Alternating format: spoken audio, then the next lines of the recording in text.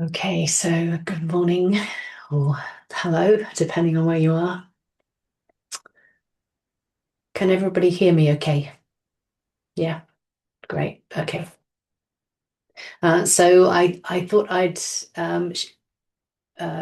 share something this morning to start with around inside and outside.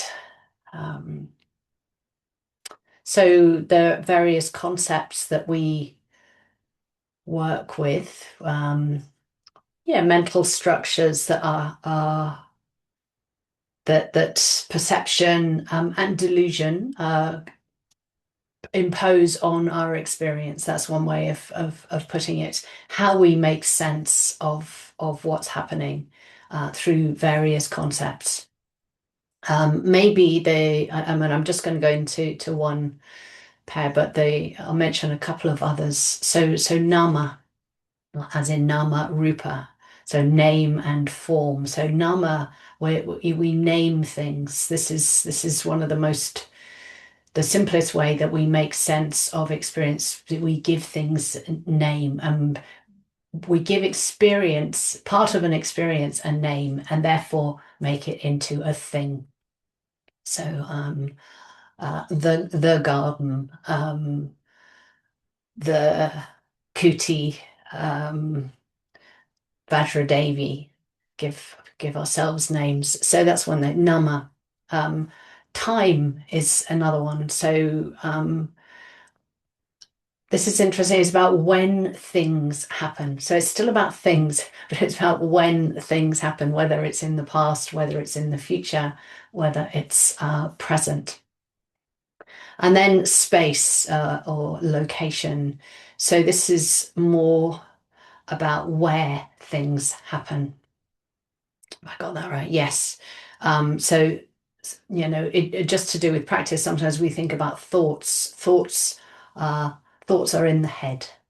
Um, Feelings are in the heart area.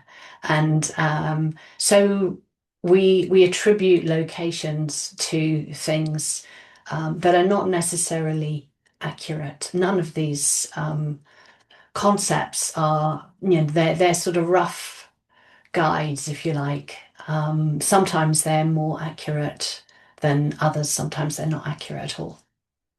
But location is what we're going to focus on. And so, location, we make a distinction between what's happening in here as opposed to what's happening out there, um, assuming that they are separate and distinct. So this is all basic Dharma, really. So inside we've got our thoughts, various sort of images, we discern certain things. There's mental kind of movements, or we can feel that we know something through what's happening in here. Our judgments, our feelings, our moments where we decide things all happen in here. And then outside, out there, there's what is seen or heard or felt in the sense of sensations, or smelt. Taste is interesting because it comes from out there, but it definitely ends up in here there through what we eat or drink. So inside and outside, and that distinction, but the physical senses on the whole being out there. And that boundary usually we sort of feel lies at the edge of the body. That's where there's that boundary between what's me and what's not me, what's me inside and what's not me, sort of outside. So yeah, where does that idea come from?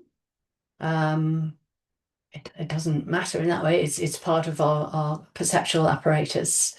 Um, but we can explore in our experience the validity of that idea without needing to come up with any particular rights or wrongs. But it can just be really interesting to explore something that we take for granted. That's just part of the way that we live our normal life and see what happens, see what we notice.